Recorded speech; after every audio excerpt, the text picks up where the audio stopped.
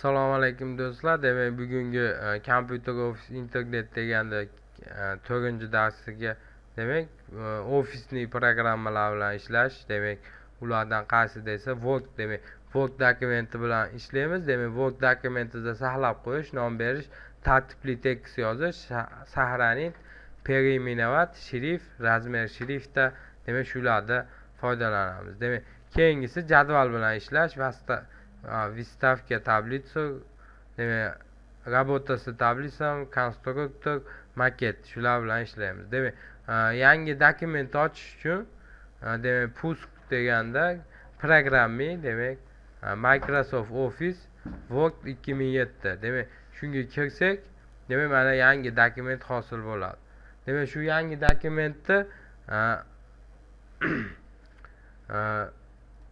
demak, saqlab qo'yish, nom berish.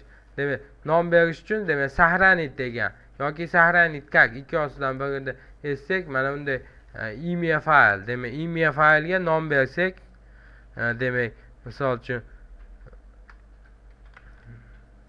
dars 4 deb yozib, mana saqlanitni etsak, demak, уже mana dokumentga nom berilib qoldi. Demak, yangi hosil bo'layotgan dokumentimizga demak, nom berilib qoldi.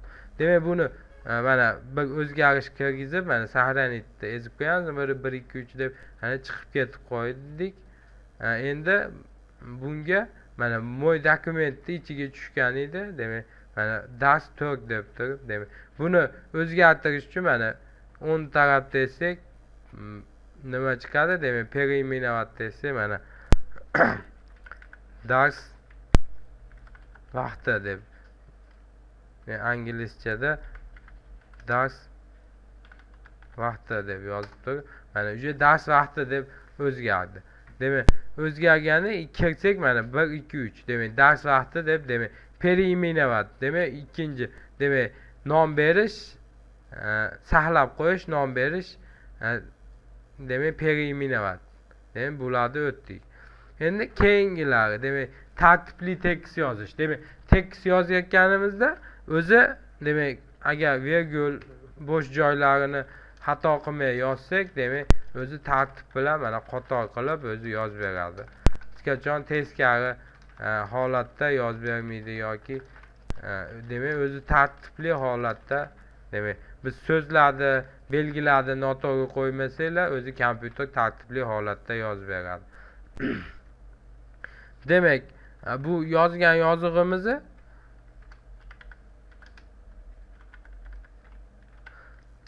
demak, mana dars vaqtida deb. Demak, bularda mana misol uchun 10 taraf o'rtada chap taraf qilib abzas degan bo'ligimizda u joydan bu joyga o'tkazsak bo'ladi. Demak, markazga o'tkazsa, endi shriftimiz o'zgarishi. Demak, dars vaqti deganda shriftlarning ko'rinishini o'zgartirsak bo'ladi. Mana har xil holatda, demak, shriftdan shu belgilangan joyda nima qilib, mana o'zgartirib, endi razmer shriftda monda. Demak, kattaytirsak, mana kattayib, kichkinayib, mana esse, mana dars vaqtida. Demak, a uylichit qiladi, kichkinaytiradi. Demak, shular yordamida ham kattaytirib, kichkinaytirsak bo'ladi. Demak, bularni ham, demak, fayl deb turib saqlanit degan desa, demak, saqlanit bo'lib qoladi. Demak, birinchi mavzuyimiz shulardan iborat edi. Demak, ikkinchi mavzuyimiz jadval bilan ishlash. Jadval bilan ishlash qanday bo'ladi desa, demak, dokument dars vaqtida deganda ochamiz. Demak, pastga tushib turib, demak, shriftimizni kichkinaytiramiz. Shriftimizni 11 qilib olib, kichkinaytirib olamiz. Keyin выставить tablitsu. Demak, jadval bilan qanday ishlanadi desa, tablitsaga kirib, demak, mana bu demak, qator qismi qo'shilyapti. Mana hozir 8 ta qator, demak, ustun qismi mana ustun hisoblanadi bularga. Demak, ustun mana ustuni hamda qator. Demak, hozir 10 ta, demak, ustun, 8 ta qator bo'lyapti. Demak, yoki выставить tablitsu desak, demak, bunda 10 tadan oshiq ham qilsa bo'ladi. Mana 11 ta ustun, 15 ta qator. Mana OK desa, mana bitta, ikkita demak ustunlar mana bitta, ikkita, uchta, to'rtta, beshta, oltita, yettita, sakkizta, to'qqizta, o'nta, 11ta ustun. 2, 3, 4, 5, 6, 7, 8, 9, 10, 11, 12, 13, 14, 15ta demek qator. Demek mana 11ta stalsov, 10ta qator demek 11ta ustun, 10ta qator. Demek bularga demek bunga kirgandan keyin mana konstruktor va maket rabotasi tablitsami deb turib konstruktor va maket degan menyular hosil bo'ladi. Demak, konstruktorda demak bunaqa jadvalda demak shu to'g'richilar ko'rinishi qanaqa desa manaqa har xil ko'rinishda manaqa har xil ko'rinishda shunaqa nastroyka qilib olsa bo'ladi. Shu holatda ko'rinishi.